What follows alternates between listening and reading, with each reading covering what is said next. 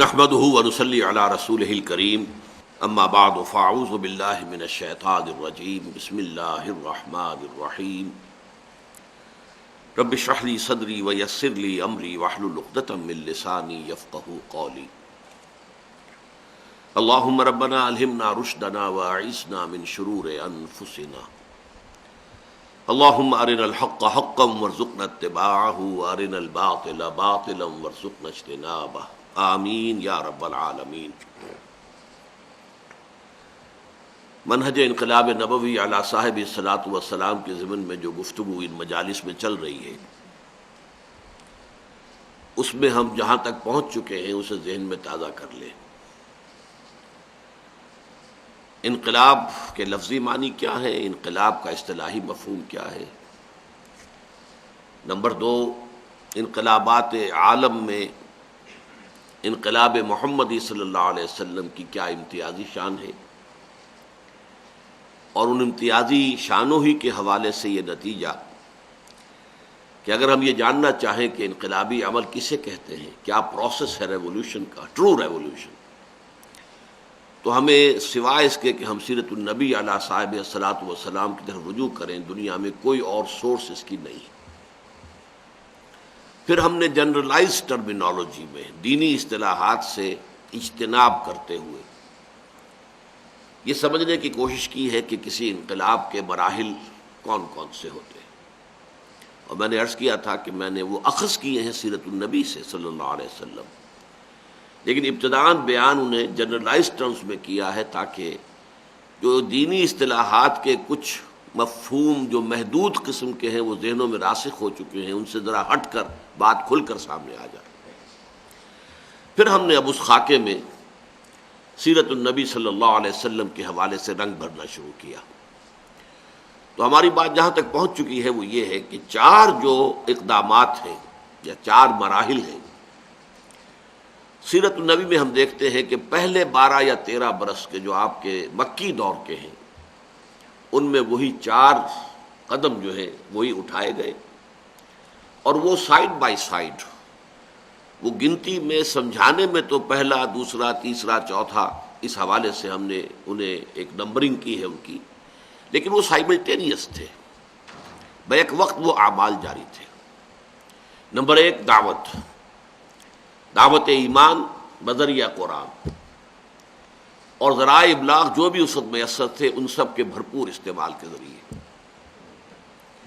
پھر جنہوں نے اس ایمان کو قبول کیا، اس انقلابی فکر اور نظریے کو تسلیم کیا، شعوری طور پر انہیں آرگنائز کرنا، جس کی پہلی بنیاد تو یہ تھی کہ جس نے بھی حضور کو مان لیا کہ آپ اللہ کے نبی ہیں، آپ اللہ کے رسول ہیں، تو اس کے لیے لامحالہ اطاعت لازمی تھی۔ تو تنظیم کا جو اصل تقاضا ہے، جو اس کا ایسنس ہے، سمع و اطاعت، وہ تو اول روز ہی سے موجود ہے، لیکن یہ کہ بعد میں آپ نے ایک موقع پر بیعت لے کر، ایک تو یہ کہ جو اگلے آئندہ مراحل تھے کہ جن میں تصادم نے شدت اختیار کرنی تھی اور 2 طرفہ تصادم ہونا تھا، اس کے لیے ایک تنظیمی ڈھانچہ استوار کیا، اور اپنے بعد کے لیے ایک اسوہ چھوڑا، اس لیے کہ ظاہر بات ہے کہ آپ پر نبوت و رسالت کا اختتام ہو گیا تھا، اور آئندہ کوئی بھی حیت اجتماعیہ اس بنیاد پر قائم نہیں ہونے والی تھی کہ کسی کو نبی مانا جائے اور اس کی اطاعت کی جائے۔ لہذا انسٹیٹیوشن آف بیعت جسے ہم کہتے ہیں اردو میں، وہ سامنے آئی، اور وہ جو متفق علیہ روایت ہے بخاری اور مسلم کی، وہ میں آپ کے سامنے رکھ چکا ہوں۔ پھر تربیت، اب یہ لوگ جو منظم ہو گئے ان کی تربیت، اس میں سب سے پہلے یہ کہ جو انقلابی فکر ہے وہ مستحضر رہے ذہنوں میں، اس کے لیے قرآن کا پڑھنا، پڑھو پڑھو پڑھو پڑھو، اتل ما اوحی الیک من کتاب ربک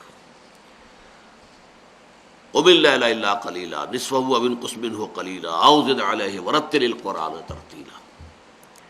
نمبر 2، سمع و طاعت، اس کی عادت ڈالو، اس کے خوگر ہو جاؤ، اور اس میں خاص طور پر جو چوتھا سٹیپ تھا جو بعد میں بیان کروں گا، اس کے ذریعے سے بہت بڑی تربیت حاصل ہوئی سمع و طاعت کی۔ تیسرے پھر یہ کہ تن من دھن قربان کرنے کے لیے آمادہ ہو جانا، جس کی اصل بنیاد ایمان بالآخرہ ہے، کہ اصل زندگی تو وہ زندگی ہے، اگر اس زندگی کی ہر شے ہم اللہ کی راہ میں لگا دیں تو we stand to lose nothing. وہ تو سیونگ ہو رہی ہے ہماری. سارا مال آپ نے اللہ کی راہ میں دے دیا تو کہاں گیا؟ وہ تو در حقیقت اللہ کے اس اخروی بینک میں ڈپازٹ ہو گیا ہے جہاں بہت بڑا منافع ملنے والا ہے.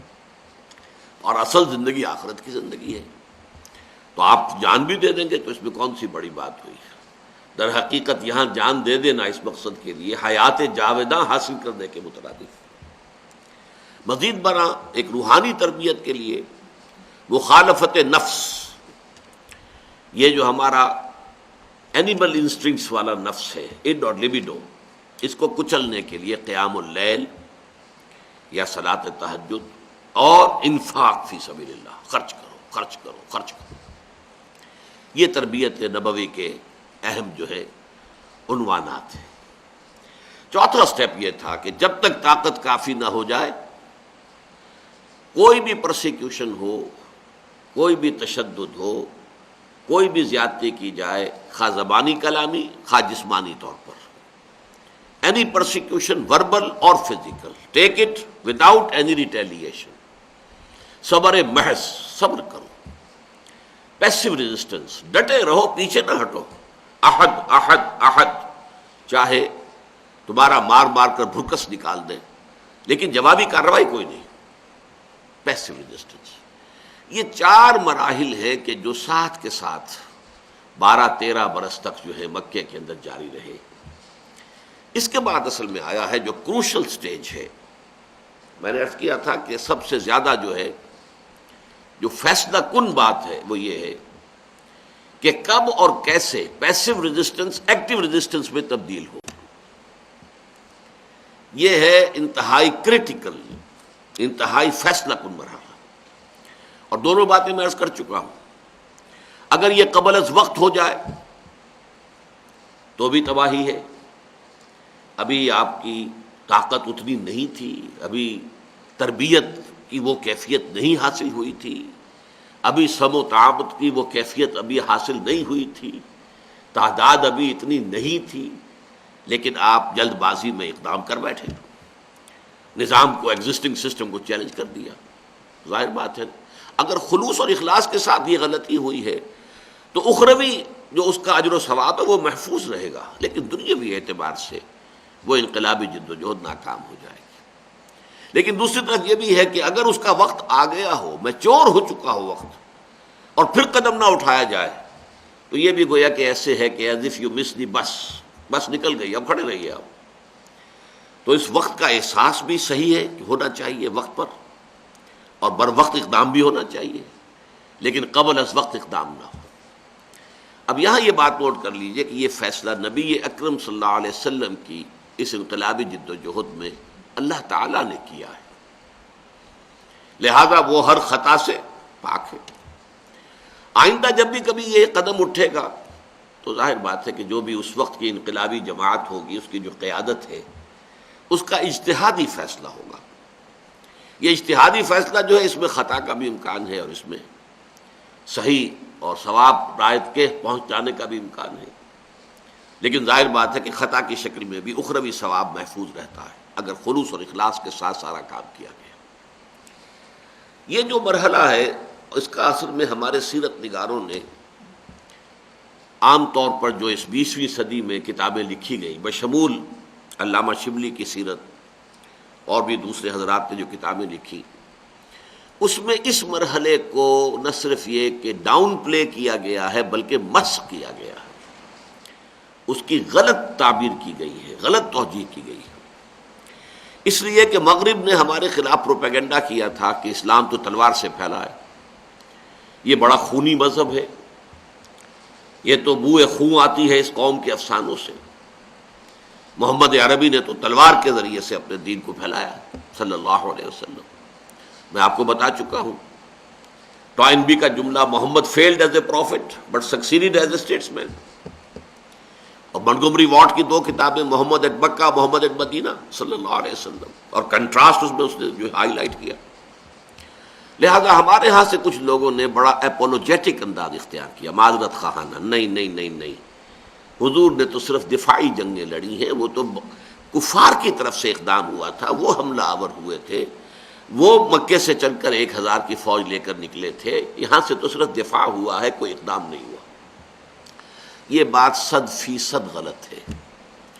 ایک تو انقلابی جد و جہد کے حوالے سے ایک منطقی جو تقاضا ہے اس کو سمجھ لینا چاہیے، یہ تو اس انقلاب کے داعیوں کا کام ہے کہ وہ اقدام کریں۔ اصل میں جو بھی ایگزسٹنگ سسٹم ہوتا ہے، پولیٹیکو سوشو اکنامک سسٹم، وہ تو اسٹیٹس کو چاہتا ہے، وہ نہیں چاہتا کوئی تبدیلی آئے۔ لہذا فرض کیجئے کہ جب مکے سے لوگ چلے گئے، حضور چلے گئے، صحابہ کرام چلے گئے، تو ایک طرح سے یوں سمجھیے کہ ان کے سر سے بلا ٹل گئی، لہذا ان کی طرف سے ابھی کسی اقدام کا سوال نہیں تھا۔ اگرچہ یہ نوٹ کر لیجئے، عام اصطلاحات کے حوالے سے بتا رہا ہوں آپ کو، کہ ایک ہوتے ہیں ڈوز، ایک ہوتے ہیں ہاکس۔ ہر معاشرے میں، ہر ملک میں، ہر انتظامیہ میں اس طرح کے لوگ ہوتے ہیں۔ پینٹاگون میں بھی، امریکہ کا جو ادارہ ہے اس میں بھی ہاکس بھی ہیں، ڈوز بھی ہیں۔ کچھ لوگ ہوتے ہیں جو کہتے ہیں نہیں بس آگے کرو، بڑھو، اقدام کرو، کچل دو، ہر مخالفت جو ہے اس کو جو ہے تہس نہس کر کے رکھ دو۔ کچھ لوگ ہوتے ہیں نہیں بھائی مصلحت دیکھو، ذرا حالات کو دیکھو، اور یہ میں اس کو محاورے کی زبان میں کہہ رہا ہوں کہ اگر گڑ دے کر مارا جا سکتا ہو تو زہر دینے کی کیا ضرورت ہے۔ تو یہ ڈوز اینڈ ہاکس کی ایک کشمکش جو ہے مکے میں جاری ہو چکی تھی۔ ابو جہل جو ہے وہ ہاکس کا سرغنہ تھا، عقبہ ابن ابی معیط تھا، اور لوگ تھے، نضر ابن حارث تھا، اور لوگ تھے۔ یہ تو اس پر اصرار کر رہے تھے کہ ہمیں محمد کا تعاقب کرنا چاہیے صلی اللہ علیہ وسلم، اور ان کے نزدیک اس فتنے کو بالکل کچل دینا چاہیے۔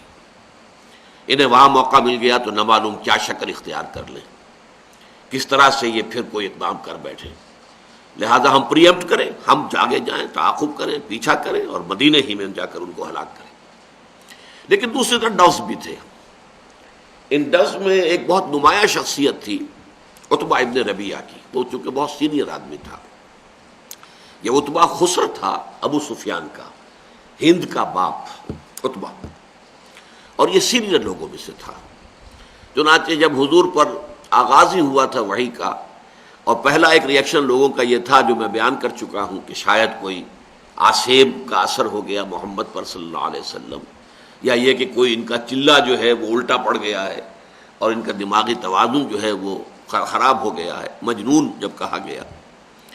تو اس شخص نے آ کر ایک دفعہ کہا تھا حضور سے، بھتیجے میرے تعلقات بہت سے عاملوں کے ساتھ ہیں، اگر واقعی کوئی بدروح تم پر مسلط ہو گئی ہے تو مجھے بتاؤ، میں تمہارا علاج کرا دوں۔ مطلب اس طرح کا آدمی تھا، ایک بزرگ شخصیت، اور یہ ڈوز میں سے تھا۔ اس کے ساتھ ہی حکیم بن حزام جیسی شخصیت بھی تھی رضی اللہ تعالیٰ عنہ، بعد میں وہ ایمان لے آئے، اس وقت تک ایمان نہیں لائے تھے۔ وہ حضرت خدیجہ الکبریٰ رضی اللہ تعالیٰ عنہا کے قریبی اعزاء میں سے تھے، بہت شریف النفس انسان تھے، یہی وجہ ہے بعد میں وہ ایمان بھی لے آئے۔ تو اس طرح کے لوگ تھے، وہ کہتے تھے کہ دیکھو بھائی بلا تمہارے سل سے ٹل گئی۔ اب یہ ہے کہ محمد جو ہے، یہ عتبہ کی بات ہے اور بڑی گہری بات ہے، معلوم ہوتا ہے کہ بہت بڑا اسٹیٹس مین تھا۔ اس نے کہا کہ اب محمد وہاں جا کر بھی نچلے تو بیٹھنے والے نہیں ہیں صلی اللہ علیہ وسلم، وہاں پر یہی کشاکش اور کشمکش شروع ہو جائے گی جو یہاں ہے۔ تو گویا کہ اب محمد کا مقابلہ ہوگا بقیہ عرب سے۔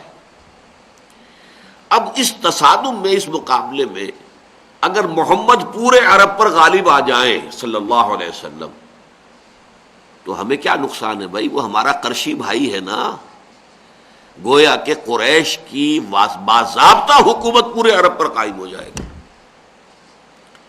اور اگر عرب محمد کو ختم کر دے صلی اللہ علیہ وسلم اور ان کے ساتھیوں کو، تو جو تم چاہتے ہو وہ ہو جائے گا، بغیر اس کے کہ تم اپنی تلواروں کو اپنے بھائیوں کے خون سے آلودہ کرو۔ آخری اپنے بھائی ہیں نا۔ ابو بکر کون ہے؟ بنی تیم کے ایک فرد ہیں، قریش قرشی ہیں۔ عمر کون ہے؟ بنو عدی کے ایک فرد ہیں، قرشی ہیں۔ محمد خود کون ہے؟ بنو ہاشم میں سے ہیں، ان کے ساتھ حمزہ ہیں، کون ہے؟ عبد المطلب کے بیٹے ہیں۔ یہ ہمارے اپنے بھائی بند ہیں، تو ہم اپنی تلواریں جو ہیں ان کے خون سے رنگین کریں، کیا فائدہ؟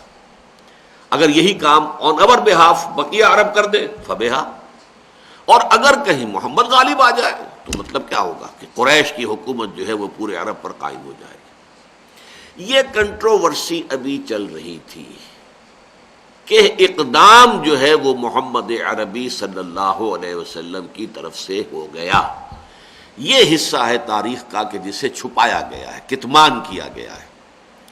چنانچہ مولانا شبلی نے اس کو بہت ہی کہیں حاشیے میں کوئی تھوڑا سا دے دیا ہے، ورنہ یہ اہم ترین حصہ جو ہے اس کو انہوں نے یہ کہ چھپانے کی کوشش کی ہے کہ کہیں یہ بات سامنے نہ آ جائے کہ پہل حضور کی طرف سے ہوئی ہے. اقدام جو بھی باہم پھر جنگوں کا سلسلہ شروع ہوا اس میں اقدام محمد کی طرف سے ہوا صلی اللہ علیہ وسلم. اگر یہ بات ثابت ہو جاتی ہے تو مغرب کے ہمارے اوپر جو اعتراضات ہیں وہ پھر گویا کہ صحیح ثابت ہو جائیں گے، ہمارے پاس کوئی توجیہ جو ہے باقی نہیں رہے گی. لیکن واقعہ کیا ہے وہ میں آپ کے سامنے رکھتا ہوں. حضور جب ہجرت فرما کر مدینہ تشریف لے آئے، یہ ربیع الاول سن 1 ہجری شمار ہوتا ہے. اس کے بعد آپ نے 6 مہینے لیے ہیں صرف. کس چیز کے لیے؟ اسے میں اب جدید اصطلاح میں کہہ رہا ہوں internal consolidation of his position at مدینہ.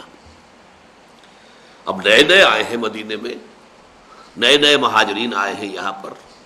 یہاں جب تک کہ اپنی جگہ مستحکم نہ ہو جائے، پوزیشن مضبوط نہ ہو جائے، تو کوئی اقدام جو ہے وہ غلط ہوگا. باہر کی طرف رخ کرنے سے پہلے اندرونی استحکام ضروری ہے. تو یہ بڑی عمدہ ایک ریلیشن شپ قائم ہوتی ہے کہ 6 مہینے اور 3 کام. پہلا کام مسجد نبوی کی تعمیر، ایک مرکز وجود میں آ گیا. اب یہ نماز کے لیے بھی ہے، عبادت گاہ بھی ہے، یہی دار الندوہ بھی ہے، باہمی مشاورت کے لیے ہے، یہی گویا کہ سوشل سینٹر ہے، یہی پر مسلمانوں کا جو ہے تعلیم کا اور تدریس کا نظام جاری ہے. یہ سارا معاملہ، وہ خانقاہ بھی ہے، وہ دارالعلوم بھی ہے، اور وہ دارالحکومت بھی ہے، پارلیمنٹ ہاؤس بھی ہے، شورا بھی ہے، سب کچھ ہے. تو مرکز ایک کام. دوسرا کام، یہ جو 2 عناصر اب مدینے میں جمع ہو گئے، ایک پرانے جو یہاں کے رہنے والے تھے اوس اور خزرج جو ایمان لے آئے، اور ایک ادھر سے جو مہاجرین آئے ہیں. ظاہر بات ہے کہ قبیلے علیحدہ ہیں، اور اس زمانے میں تو 350 برس کا فاصلہ بہت بڑا، 350 میل کا فاصلہ بہت بڑا فاصلہ تھا. ان کے درمیان کوئی قرب تھا ہی نہیں. ویسے بھی پیشے کے اعتبار سے وہ تجارت پیشہ اور یہ زراعت پیشہ، ہر اعتبار سے مختلف، روایات مختلف. لیکن ان کو انٹیگریٹ کرنا کہ یہ ایک آرگینک ہول بن جائیں، وحدت. ان کے اندر جو ہے یہ اختلاف جو ہے کہیں کسی موقع پر کہیں کمزوری کی ایک سورس نہ بن جائے. چنانچہ تاریخ انسانی کا وہ واقعہ جس کی کہ واقعتاً کہ کوئی نظیر پوری تاریخ نہیں دے سکتی، مواخات جو بین المہاجرین والانصار ہوئی ہے. مہاجرین میں سے ایک، انصار میں سے ایک، بھائی بھائی قرار دے دیا حضور نے. اور پھر اس درجے ہوا ہے معاملہ کہ جو انصاری صحابی تھے ان میں سے اگر کسی کی دکان تھی، اس نے اپنی دکان کے بیچ میں دیوار کھڑی کر دی، لو بھائی آدھی تمہاری آدھی میری، یہاں تم بیٹھ کے کاروبار کرو. محمد نے صلی اللہ علیہ وسلم تمہیں میرا بھائی بنایا. مکان تھا، مکان میں بیچ میں دیوار کھڑی کر دی، یہ تمہاری رہائش کے لیے، یہ میری رہائش ہے. یہاں تک کہ ایک انصاری صحابی اپنے مہاجر بھائی کو گھر لے گئے. ان کی 2 بیویاں تھیں، اور پردے کے احکام تو نہ آئے تھے، نہ پردہ وہاں کہیں تھا. عرب میں کوئی پردے کا رواج تھا ہی نہیں. گھر میں لے گئے سیدھے، کہا یہ 2 بیویاں میری، ان میں سے جو تمہیں پسند ہو تم اشارہ کر دو، میں طلاق دے دوں گا، تم شادی کر لو. میں یہ برداشت نہیں کر سکتا کہ میرا گھر تو آباد ہو اور میرے بھائی کا، جسے کہ اللہ کے رسول اور نبی نے میرا بھائی قرار دیا ہے، اس کا گھر آباد نہ ہو. یہ ہے وہ انٹیگریشن، ایک بنیان مرصوص بنانے. اگرچہ ہمیں معلوم ہوتا ہے تاریخ میں بعد میں بھی کبھی کبھی منافقین کی سازش سے کو رکھنے سے پڑ جاتے تھے. وہ پرانی روایات ان کے حوالے سے مہاجرین اور انصار میں، انصار کے دونوں قبیلوں میں کبھی کبھی ایک چپقلش میں ابھر آتی تھی. لیکن یہ کہ بائی اینڈ لارج جس کو ہم کہیں گے وہ یہ کہ اس طریقے سے انہیں یکجان 2 پیکر بنا دیا ہے کہ معلوم ہوتا ہے جیسے کہ ایک آرگینک ہول ہے. نمبر 3، اور یہ وہ شے ہے جسے منٹگومری واٹ نے بہت بڑا خراج تحسین ادا کیا ہے. حضور کی اسٹیٹس مین شپ، اس کو بہت بڑا خراج تحسین. آپ نے جو 3 قبیلے وہاں یہود کے آباد تھے انہیں معاہدوں میں جکڑ لیا۔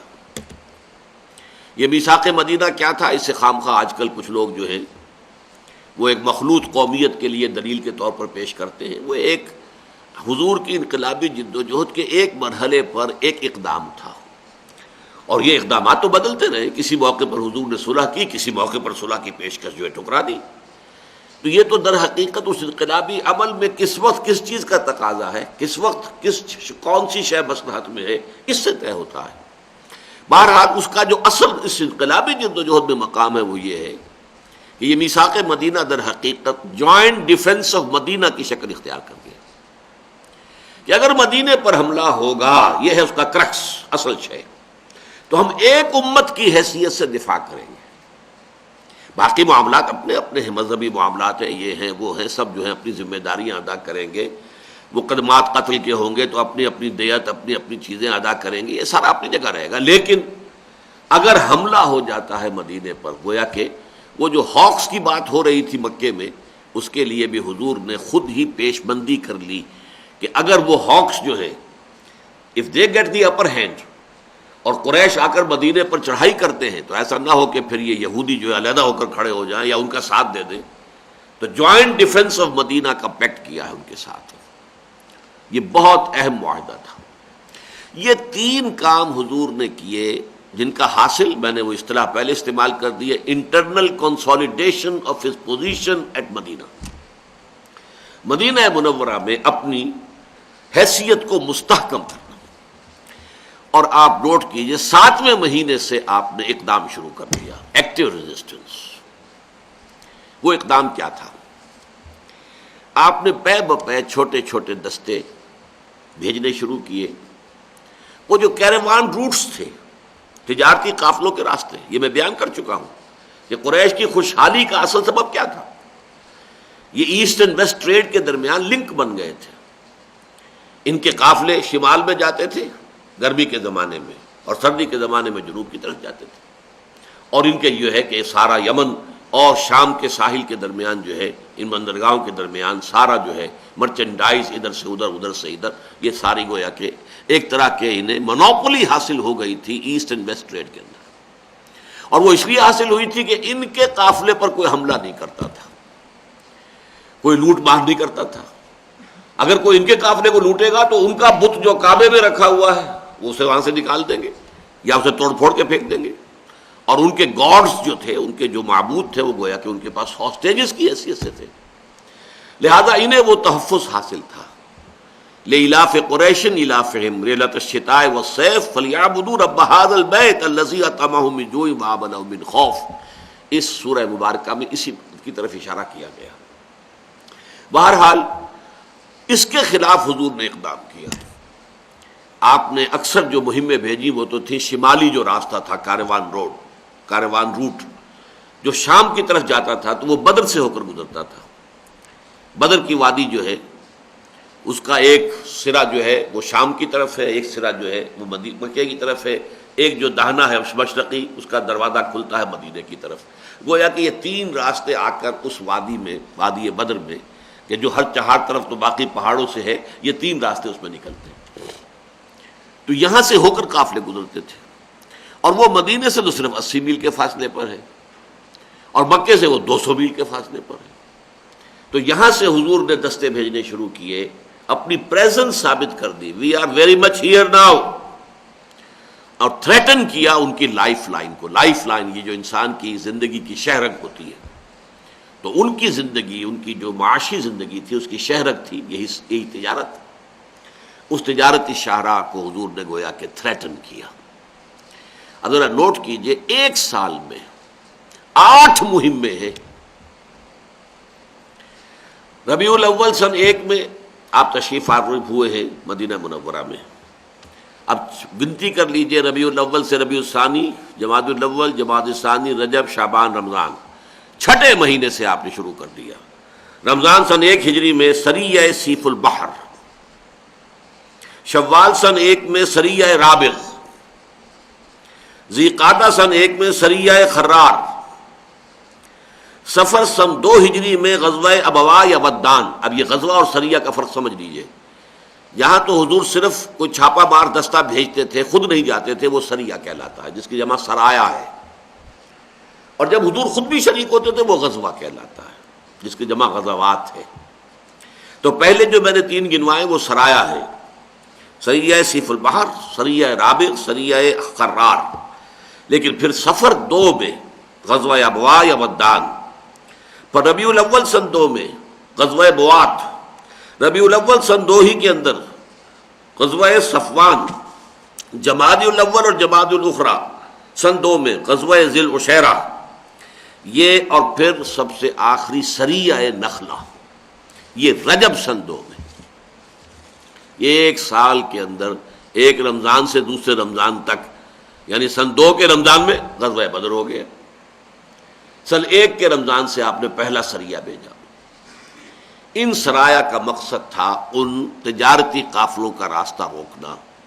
اب اس کو آپ کہیں گے، 2 اصطلاحات اب جدید میں آپ کے سامنے رکھ رہا ہوں. اکنامک بلاکیڈ آف مکہ، اس لیے کہ اگر یہ تجارتی شاہراہ مخدوش ہو گئی تو گویا کہ معاشی اعتبار سے گھیراؤ ہو گیا مکے کا. Economic blockade. آپ کو معلوم ہے کہ سن 67 کی جو 6 روزہ جنگ ہوئی تھی عرب ممالک اور اسرائیل کے مابین، وہ اس پر ہوئی تھی کہ عقبہ کی جو بندرگاہ ہے اسے صدر ناصر نے، جو اس وقت مصر کے حکمران تھے، بلاک کر دیا تھا. بلاکیڈ آف عقبہ، جس کے نتیجے میں پھر اسرائیل نے بھرپور حملہ کیا پوری قوت کے ساتھ، اور ادھر جو ہے شام سے گولان ہائٹس لے لیے، مصر سے پورا سرائے سینا لے لیا، سرائے پیننسولا، اور اردن سے یہ پورا ویسٹ وغیرہ سارا کا سارا لے لیا، چھین لیا. تو یہ بلاکیڈ جو ہوتا ہے یہ بلاکیڈ ہے. اور اس میں حضور صلی اللہ علیہ وسلم خود گئے ہیں. غزوہ ذی العشیرہ جو ہے یہ تو در حقیقت وہ غزوہ ہے کہ یہ اصل میں ایک بہت بڑا قافلہ تیار کیا گیا تھا کہ جتنے مہاجرین مکے کو چھوڑ کر مدینے چلے گئے تھے ان کا اساس البیت سارا ضبط کیا گیا، اور اس سے پھر ایک فنڈ کریٹ کیا گیا، کیپٹل بنایا گیا. اس سے یہ ایک بہت بڑا جو ہے وہ ایک قافلہ تیار کیا گیا. وہ اصل میں فنڈ ریز کر رہے تھے تاکہ یہ جو بھی اب اگلے مراحل آنے ہیں محمد کے ساتھ ٹکراؤ کے، اگر آنے ہیں تو اس کے لیے ہم اپنی پوری جو معاشی حیثیت مستحکم کر لیں. حضور نے اس کا تعاقب کیا جب وہ قافلہ ابو سفیان کی سرکردگی میں جا رہا تھا شام کی طرف، لیکن وہ قافلہ نکل گیا، حضور اس کو کیچ نہیں کر سکے. اس اعتبار سے نوٹ کیجئے. لیکن جب یہ قافلہ واپس آ رہا تھا، اب حضور صلی اللہ علیہ وسلم نے مدینے میں مشورہ کیا کہ ہمیں اس قافلے کا راستہ روکنا ہے. یہ رمضان سن 2 کا واقعہ ہے. چنانچہ مدینے سے آپ نکلے ہیں، اور مدینے سے آپ نکلے کسی جنگ کا کوئی ابھی احتمال تھا ہی نہیں، نہ یہ معلوم تھا کہ مکے کی طرف سے کوئی فوج جو ہے وہ تیار ہو کر نکل رہی ہے. وہ تو یہی تھا کہ جیسے ہم نے پہلے قافلوں کے راستے روکے تھے، اس کا راستہ روکنا ہے. اسی لیے وہاں سے لوگ جو ہے بغیر ہتھیاروں کے ساتھ آ گئے. اس سے پہلے تمام سرایا میں اور جو بھی حضور نے بھی جو غزوات میں حصہ لیا تو صرف یہ ایک بالکل ایکسکلوسیولی مہاجر فینومینن تھا، اس میں کوئی انصاری شریک نہیں ہوا تھا، باقی سب مہاجرین تھے. یہ پورے کے پورے جو بھی میں نے آپ کو گنوائے ہیں 8 کے 8 جو مہمیں ہیں، جن میں سے 4 سرایا ہیں اور 4 غزوات ہیں. لیکن اس موقع پر کچھ مدینے کے جو انصار ہیں وہ بھی ساتھ شریک ہو گئے کہ بہت بڑا قافلہ آ رہا ہے، بہت لدا پھندا ہے، بہت مال اس کے اندر مال تجارت ہے. ظاہر بات ہے قافلے کے ساتھ محافظ کتنے ہوتے ہیں، 30 40 50، تو ہم آسانی سے اوور پاور کر کے تو اور بہت بڑی جو ہے ہمیں غنیمت حاصل ہو جائے گی. تو بہت سے لوگ ساتھ ہو گئے. اس وقت تک جنگ کی کوئی پوزیشن سامنے تھی نہیں. یہ میں پھر اس کے بعد بیان کروں گا. جب آرمڈ کانفلکٹ شروع ہوا ہے تو یہ در حقیقت غزوہ بدر ہوا کیسے ہے. اس میں بھی مولانا شبلی نے بھی اور اس طرح کے دوسرے لوگوں نے حقیقت کو چھپانے کی کوشش کی ہے. بہرحال ایک طرف تو یہ شکل بن گئی، دوسری طرف غزوہ آپ نے ایک سریہ بھیجا نخلا، حضرت عبداللہ ابن جحش رضی اللہ تعالی عنہ کے ساتھ. مختلف تعداد آتی ہے، 8 یا 10 11 12 افراد کو دے کر. اور یہ ہے بہت مشکل مہم، کیونکہ باقی سارے یہ سرایا اور جتنے بھی غزوات تھے یہ تھے مدینے سے قریب تر، یعنی وہ راستہ کہ جو شام کی طرف جا رہا تھا، جو بدر سے گزر کر.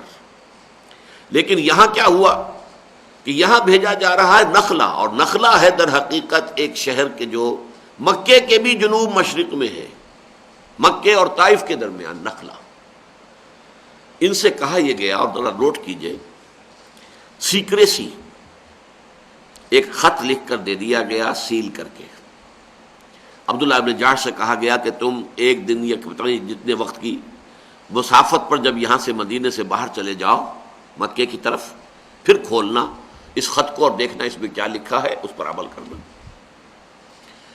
جب انہوں نے جا کر جو بھی وقت طے ہوا تھا اس پر وہ کھولا تو لکھا تھا کہ تم جاؤ نخلا میں قیام کرو اور قریش کی نقل و حرکت سے ہمیں باخبر رکھو۔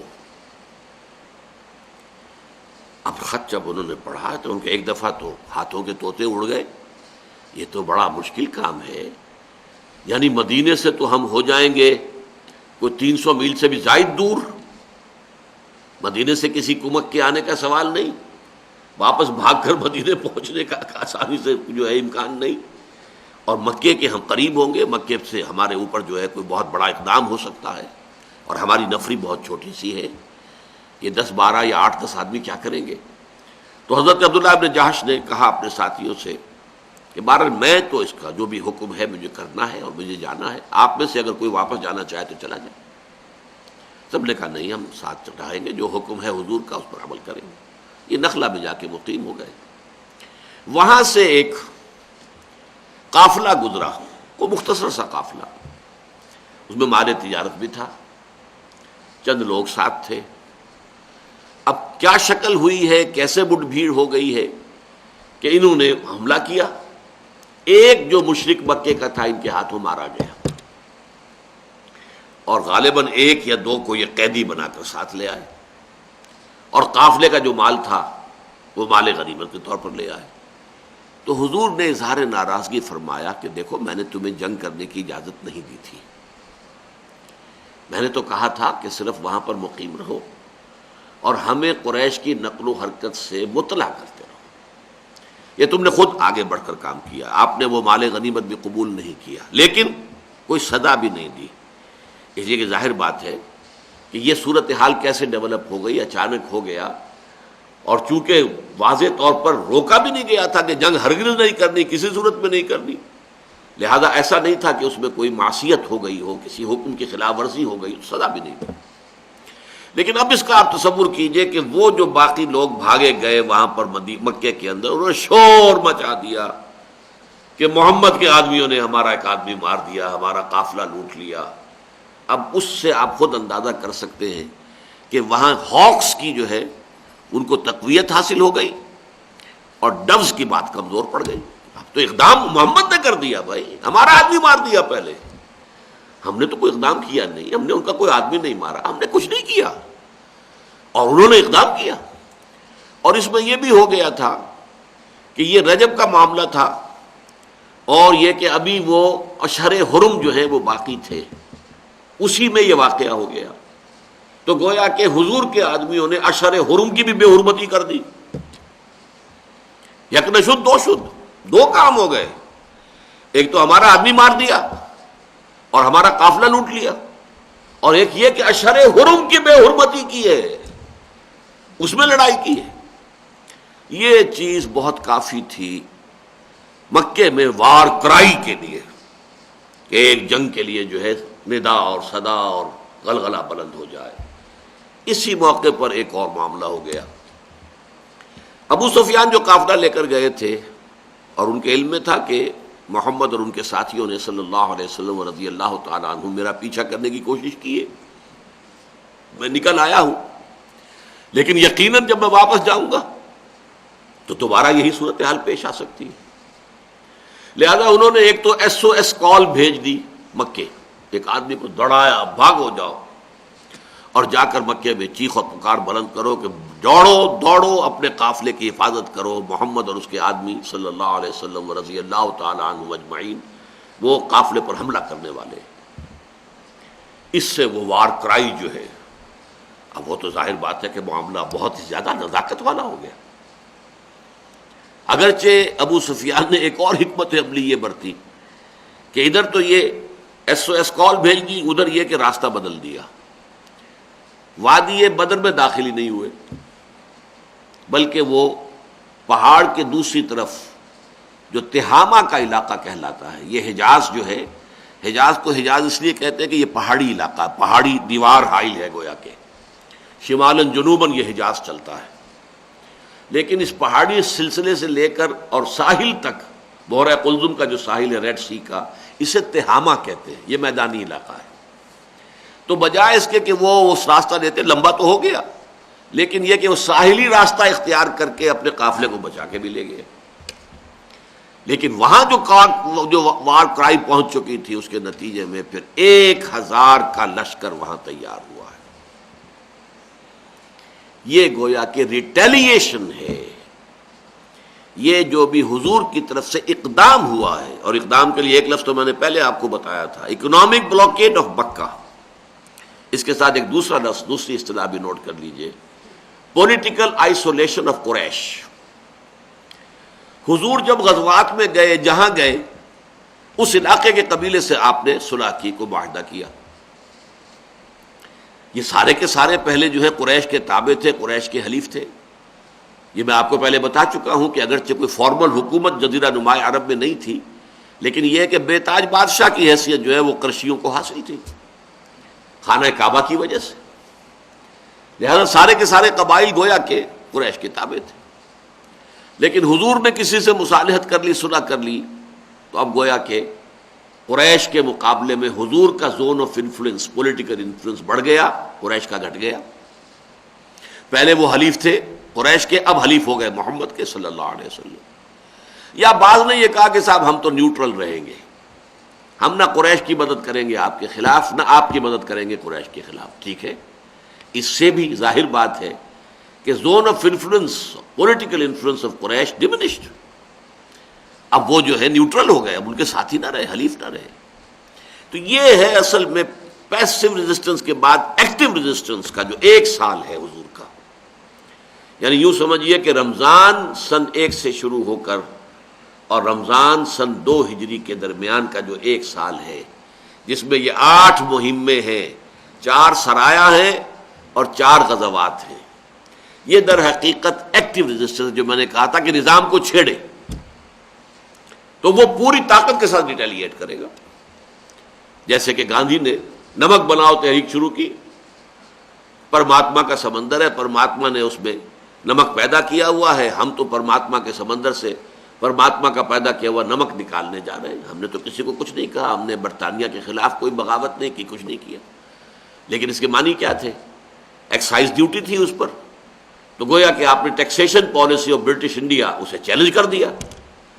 تو نظام جو ہوتا ہے پولیٹیکل سوشو اکنامک سسٹم، وہ تو ایک آرگینک ہول ہوتا ہے، جیسے انسانی جسم ہے، کوئی اگر یہاں پر زخم لگے گا تو درد آپ کو محسوس ہوگا، جسم کے کسی حصے میں کوئی نقص ہو، وہ پورا کا پورا جسم جو ہے، حدیث کے الفاظ بھی ہیں، یہ پورا کا پورا جسم جو ہے وہ بخار میں اور جاگ کر جو ہے اس درد کو محسوس کرتا ہے۔ اسی طریقے سے وہ نظام جو ہے، چاہے آپ نے صرف ادھر چٹکی بری ہے یا ادھر کوئی اس کو جو ہے چھیڑا ہے، لیکن جب وہ ریٹیلیٹ کرتا ہے تو پوری طاقت کے ساتھ، اور اس کا مظہر ہے کہ 1000 کی فوج تیار ہوئی۔ اصل میں ہمارے نزدیک تو آج کل یہ 1000 کوئی خاص بڑی تعداد ہے ہی نہیں، لیکن آپ اس عرب کے خاص پس منظر کو ذہن میں رکھیے، اس کے اعتبار سے یہ بہت بڑی فوج تھی، اور کیل کانٹے سے لیس پوری تیاریاں اس کے لیے کی گئی تھی۔ وہ قافلہ جو ہے وہ ظاہر بات ہے کہ وہ تو بعد میں پہنچا ہے، یہ نکل کے آ چکا تھا، یہ 1000 کا جو ہے 1000 اونٹ لے کر چلے تھے، اس لیے کہ روزانہ جو ہے وہ 100 آدمیوں کے لیے 1 اونٹ ذبح ہوتا تھا ان کی وہ راشننگ کے لیے۔ پھر یہ کہ 100 گھوڑوں کا ایک جو ہے رسالہ بھی ساتھ تھا، بڑی تیاری کے ساتھ، دھوم دھڑکے کے ساتھ، اور تقریباً شور، بالکل یقین کہ اب ہم ختم کر کے آئیں گے، اب تو یہ ہماری اتنی بڑی طاقت ہے، محمد کی کیا مجال اور ان کے ساتھیوں کی صلی اللہ علیہ وسلم رضی اللہ تعالیٰ عنہ اجمعین، وہ کہاں کھڑے رہ سکتے ہیں اس طاقت کے مقابلے میں۔ لہذا ابو جہل نے پہلے ہی کہہ دیا تھا یہ یوم الفرقان ہوگا، اس میں طے ہو جائے گا کہ اللہ کس کے ساتھ ہے۔ دیکھیے نوٹ کیجئے اس کو، اللہ کو وہ مانتے تھے، میں پہلے بھی آپ کو بتا چکا ہوں، اللہ کے وہ منکر تو نہیں تھے، اللہ کے ساتھ کچھ چھوٹے معبود مانتے تھے، لیکن بڑا معبود تو اللہ ہی تھا ان کے نزدیک بھی. تو اس حوالے سے اس نے کہا یہ معلوم ہو جائے گا اللہ کس کے ساتھ ہے اور کون حق پر ہے، محمد یا ہم صلی اللہ علیہ وسلم. اس لیے کہ اسے یقین تھا کہ ہم کامیاب ہوں گے اور ہم کچل کر آئیں گے اب محمد کو اور ان کے ساتھیوں کو صلی اللہ علیہ وسلم رضی اللہ تعالیٰ عنہ. تو یہ میں نے آپ کے سامنے جو 5واں مرحلہ ہے ایکٹیو ریزسٹنس، اس کی تفصیل بیان کی. 6 مہینے آپ نے مدینے میں جا کر صرف internal consolidation of his position at Mecca, 3 کام: بلڈنگ آف دی ماسک، مواخات برادرہڈ بٹوین مہاجرز اینڈ انصارز، and joint defence pact with the Jewish tribes. 6 مہینے سے آپ نے چھوٹے چھوٹے دستے بھیجنے شروع کر دیے. یہ تفاصیل اب جو سیرت کی کتابیں لکھی جا رہی ہیں ان میں الحمدللہ بہت نمایاں ہو کر یہ بات آ رہی ہے. اس سے بات ثابت ہوتی ہے کہ دین کو غالب کرنا تو آپ کا مقصد بعثت تھا. آپ کوئی جو ہے جس کو کہ یہ ہمارے مغربی مورخین لکھتے ہیں ہجرت کو فلائٹ ٹو مدینہ، فلائٹ ہوتا ہے فرار، جان بچا کر بھاگنا. It was not a flight, یہ تو اصل میں ایک آلٹرنیٹ بیس کی طرف. اگر یہاں پر ہم اپنا کام آگے نہیں بڑھا سکتے تو اللہ تعالیٰ ہمیں کوئی آلٹرنیٹ بیس عطا کر دے تاکہ ہم وہاں سے اپنے آفینسو کو لانچ کر سکیں. لبریٹ کرنا اس خانہ کعبہ کو، اس کے اوپر مشرکین کا تسلط. یہ تو ابراہیم اور اسماعیل نے توحید کا مرکز بنایا تھا علیہم الصلاۃ والسلام، اور آج یہ شرک کا اڈا بن گیا ہے. اس کی لبریشن، اللہ کے دین کا غلبہ بھیجا ہی اس لیے ہے. هو الذی ارسل رسولہ بالہدی ودین الحق لیظہرہ علی الدین کلہ. تو حضور جو مدینے گئے تھے وہ وہاں کے نخلستانوں کی ٹھنڈی چھاؤں میں آرام کرنے کے لیے تو نہیں گئے تھے.